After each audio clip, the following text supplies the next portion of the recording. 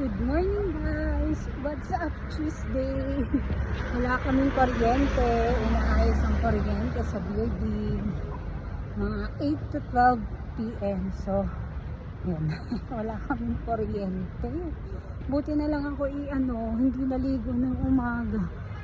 Kasi hindi ako makakapagtuyo ng buhok. Malamig pa naman.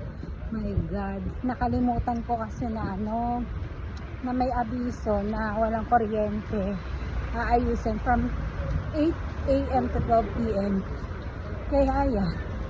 Pagbangon ko, nagbukas ako ng ilaw. Tapos magluluto sana ako para mamaya pagdating ko ng tanghali, may kakainin na.